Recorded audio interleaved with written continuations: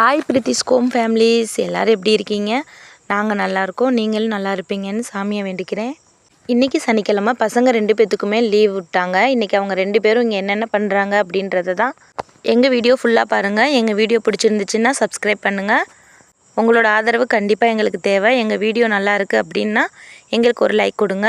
எங்கள் ஊரில் வெங்காயம் விலை அதிகமாக இருக்குது. நாங்கள் வெத்தலைப்பட்டியில் போய் தாங்க வெங்காயம் வாங்கிட்டு வரணும். இந்த டயத்தில் வெங்காயம் கொஞ்சம் அதிகமாக வாங்கி வச்சுக்கிட்டோம் அப்படின்னா தீபாவளி வரைக்கும் எங்களுக்கும் சரியாக வரும் அப்படின்னு பிரீத்தி நானும் வரேன், என்னையும் கூட்டிகிட்டு போங்க அப்படின்னு சொல்லி சொன்னால், இல்லை அன்றைக்கி நீ வீட்டில் இரு, வீட்டை பார்த்துக்கோங்க அப்படின்னு சொல்லிட்டு அண்ணனையும் தங்கச்சியும் வீட்டில் விட்டுட்டு போயாச்சு.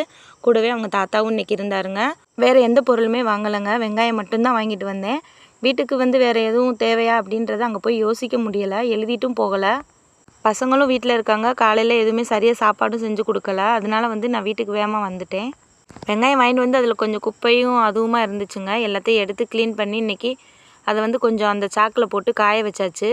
கொஞ்சம் காத்தாட இருந்துச்சுன்னா கூட ஒரு 10 நாளைக்கு வரும். அதனால தான் அதை காற்றுல போட்டு நல்லா காஞ்சிருச்சு அப்படின்னா நம்மளுக்கு சமைக்கையிலையும் கொஞ்சம் நல்லா உரிக்கிறதுக்கு கொஞ்சம் ஈஸியாக இருக்கும்.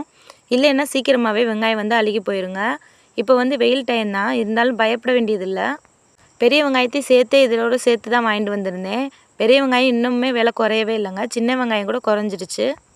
நீங்களும் தீபாவளிக்கு நிறைய வெங்காயம்லாம் யூஸ் பண்ணுவீங்க அப்படின்னா இந்த டைமே வெங்காயம்லாம் வாங்கி வச்சுக்கோங்க. இன்னும் போக போக விலை கூட தான் செய்யும். நான் பாப்பாவை வீட்டில் விட்டுட்டு போனோடனே அவள் இந்த வீடு சுத்தம் பண்ண ஆரம்பிச்சிட்டா. அண்ணன், தங்கச்சி, தாத்தா 3 பேர் சேர்ந்து தாங்க சுத்தம் பண்ணுறாங்க. நான் கல்யாணம் முடிஞ்ச புதுசில் இருந்ததே இந்த வீடு தான். இந்த வீட்டில் நான் கிட்டத்தட்ட ஒரு 8 வருஷத்துக்கிட்ட இருந்துட்டேங்க. அதுக்கப்புறம் இந்த ஓடு இதெல்லாம் கொஞ்சமாக இப்போ பிரிய ஆரம்பிச்சிருச்சு. அங்கே பாருங்கள், செவுருலாம் எந்த அளவுக்கு விரிவிட்டுருக்குன்னு. இதனால் கொஞ்சம் பயந்துட்டு தான் நான் பசங்க 2 பேர்த்தையும் வச்சுட்டு இருக்க முடியாது அப்படின்னு சொல்லிட்டு பக்கத்துலேயே சின்ன வீடாக இருந்தாலும் பரவாயில்லன்னு சொல்லிட்டு அந்த எதிர்த்த வீட்டில் போய் இருக்கோம். இது எங்கள் மாமியார் வாங்கி கட்டின வீடு. அதனால் இது இப்போ கொஞ்சம் டேமேஜ் ஆகிடுச்சு. அப்போல்லாம் மண் செவுரு தாங்க. என்ன இருந்தாலும் நம்ம இருந்த வீடு, அதை எப்போ பார்த்தாலும் அந்த நினைவுகள், அந்த ஞாபகங்கள்லாம் வந்துட்டு தாங்க இருக்கும். நம்மளோட சந்தோஷம், நம்மளோட பிரச்சனை, நம்மளோட கவலை, நம்ம சோகம் எல்லாத்தையுமே இந்த வீடு பார்த்துருக்குங்க. இப்போ இந்த வீடு எங்களுக்கு யூஸ் ஆகுதோ இல்லையோ, நம்ம வளர்க்குற கோழி எல்லாமே இதில் தான் முட்டை போடுது. இந்த வீட்டில் தான் குஞ்சு பொரிக்குது. எனக்கு இப்போ மட்டும் இல்லைங்க, எப்போவுமே நான் இப்போ ஒரு வீட்டில் இருக்கோம் அப்படின்னா அந்த வீட்டில் நம்ம ஓடி பிடிச்சி விளையாண்டது, சந்தோஷமாக இருந்தது எல்லாமே எனக்கு அடிக்கடி ஞாபகம் வரும். உங்களுக்கும் அந்த மாதிரி ஞாபகங்கள் வரும் அப்படின்னா என்னோடய வீடியோவுக்கு ஒரு லைக் பண்ணிக்கோங்க. கூடவே நம்ம சேனலை சப்ஸ்கிரைப் பண்ணிக்கோங்க. பசங்க எல்லோரும் ரொம்ப டயர்டாக வேலை பார்த்துட்ருக்காங்க. அவங்களுக்கு கொஞ்சம் எனர்ஜி கொடுக்குற மாதிரி ஏதாவது செஞ்சு தரலாம் அப்படின்னு சொல்லிட்டு ஃபஸ்ட்டு ரோஸ் மில்க் தாங்க கேட்டாங்க. எல்லாத்துக்கும் போடுற அளவுக்கு பால் இல்லை, பால் போய் வாங்கிட்டு வாங்கன்னு சொன்னதுக்கு யாருமே போக மாட்டேன்ட்டாங்க. சரி, அவங்கள தொல்லை பண்ண வேணாம், கொஞ்சம் கூலிங்காக தானே கேட்குறாங்க, ஏதாவது செஞ்சு தரலாம் அப்படின்னு சொல்லிட்டு நான் கூழ் கிண்ட ஆரம்பிச்சிட்டேங்க. இந்த கூழ் என்னோடய பசங்க அடிக்கடி விரும்பி சாப்பிடுவாங்க. இந்த கூழுக்கு நம்ம கம்போ இல்லை கேப்பையோ எதுவுமே தேவைப்படாதுங்க. நமக்கு இது உடைச்ச கோதுமை. இது மொத்தமாக மார்க்கெட் போகும்போது மொத்தமாக நான் 1 கிலோ 1/2 கிலோன்னு வாங்கி வச்சுக்கிருவேன்.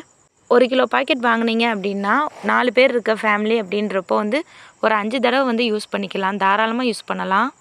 அந்த கோதுமை ஆல்ரெடி நல்லா உடச்சி தாங்க இருக்கும். இருந்தாலும் நான் ஒரு தடவை மிக்சியில் போட்டு ஒரு தடவை நல்லா நைஸாக அரைச்சிக்கோங்க. அதுக்கப்புறம் அதில் கொஞ்சமாக தண்ணி ஊற்றி ஒரு 10 நிமிஷம் இல்லை 5 நிமிஷம் ஊற வச்சுக்கோங்க. ரொம்ப தேவையில்லை.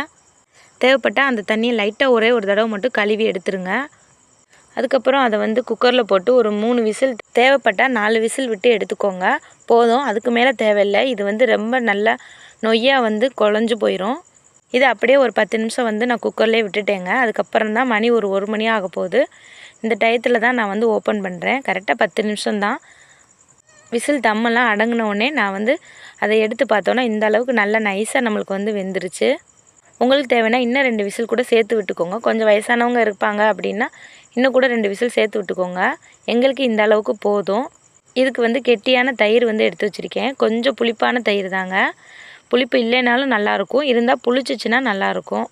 அப்படி இல்லை அப்படின்னா புளிச்ச தண்ணி இல்லை நீராகார தண்ணின்னு சொல்லுவோம்ல, அந்த தண்ணி வச்சுக்கோங்க.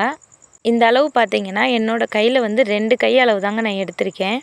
இது 5 பேர் இல்லை 6 பேர் தாராளமாக 1.5 கிளாஸ் மேனிக்கு குடித்தாலும் 6 பேர் குடிக்கலாம். இதை இந்த மோரோடு சேர்த்து சாப்பிட்றப்போ இன்னும் நல்ல டேஸ்ட் இருக்குங்க. சாதாரணமாக நம்ம கடையில் குடிக்கிற கூழை விட இது சூப்பராக இருக்கும், ஹெல்த்தியாகவும் இருக்கும். இது ஒரு தடவை குடிச்சிட்டிங்க அப்படின்னா அடுத்தடுத்து நீங்கள் ஈஸியாக இருக்குது அப்படின்னு டக்குன்னு செய்ய ஆரம்பிச்சிடுவீங்க. பசங்களுக்கு கொடுக்குறப்போ வவுரும் நிறைஞ்ச மாதிரி இருக்கும், கூலிங்காகவும் இருக்கும். பசங்களுக்கு கொடுக்கும்போது அவங்களுக்கு பிடிச்ச மாதிரி விஷயத்தில் நீங்கள் செஞ்சு கொடுங்க. இந்த கப்பில் குடிக்கும்போது என் பசங்க 2 பேருமே நம்ம விரும்பி சாப்பிடுவாங்க. அதனால நான் இதில் கொடுத்துட்றது. இது கூட உங்களுக்கு தொட்டுக்கிறதுக்கு ஊறுகாய் இல்லை வத்தல் இல்லை சின்ன வெங்காயம் இதெல்லாம் நறுக்கி போட்டு நம்மளுக்கு எவ்வளோ டேஸ்ட்டாக சாப்பிட்ணுமோ அவ்வளோ டேஸ்ட்டாக நம்ம செஞ்சு குடிச்சிடலாம். அடிக்கிற வெயிலுக்கு இந்த மாதிரி கூலிங்காக கொஞ்சம் உடம்புல கொடுத்தாதாங்க உடம்பு கொஞ்சம் உஷ்ணம் இல்லாமல் இருக்கும். இதெல்லாம் ஒரு சில பசங்க, சின்ன பசங்க விரும்பி சாப்பிட மாட்டாங்க.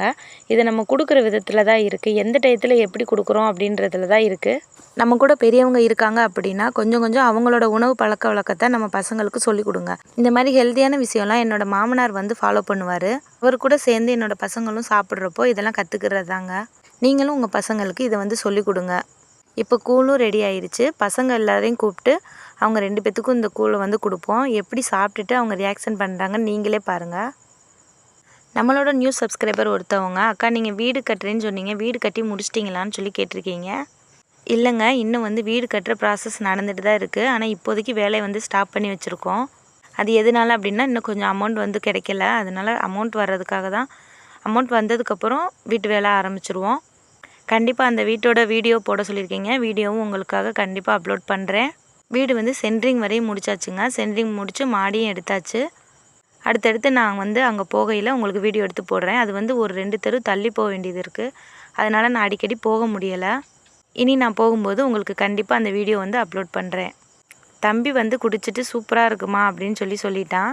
இனி பாப்பா குடிக்க போகிறா. என்ன சொல்ல போகிறான்றதை நீங்களே பாருங்கள். நான் இன்றைக்கி வீட்டில் இருந்து வெளியில் போகிறனால வீட்டில் இருக்க வேலை எல்லாத்தையும் கம்ப்ளீட்டாக முடிச்சுட்டு தாங்க கிளம்புனேன். 3 பேர் சேர்ந்து வீட்டையும் சுத்தப்படுத்திட்டு இப்போ கூழ் குடிக்கிறதுக்கு ரெடி ஆகிட்டாங்க. இவங்க கூழ் குடிச்சிட்ருக்க அந்த டயத்துலேயே அடுத்ததாக நமக்கு ஒரு வேலை வந்துருச்சுங்க. ரேஷன் கடை போக வேண்டிய வேலை. இன்றைக்கி ரேஷனில் பொருள் போடுறாங்க. இன்றைக்கி வாங்கலை அப்படின்னா அடுத்து எப்போ போடுறாங்கன்னு தெரியாது.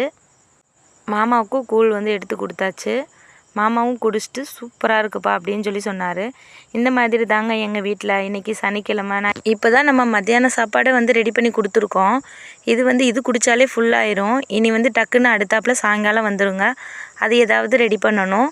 நீங்கள் எப்படி இந்த மாதிரி தான் அடிக்கடி டக்குன்னு யோசித்து செஞ்சுக்கிடுவீங்களா, இல்லை இதெல்லாம் செய்கிறதுக்கு ஒரு நாள் முன்னாடியே பிளான் பண்ணுவீங்களான்னு சொல்லிவிட்டு எனக்கு கமெண்ட் பண்ணுங்கள்.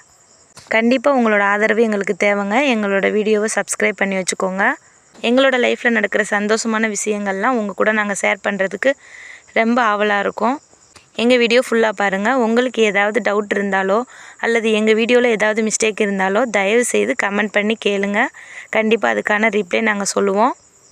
இந்த மாதிரி பசங்களுக்கு ஹெல்த்தியான ஃபுட்டாக கொடுத்து பழகுங்க. எங்கள் வீடியோ ஃபுல்லாக வாட்ச் பண்ண எல்லாத்துக்குமே ரொம்ப பெரிய தேங்க்ஸ்.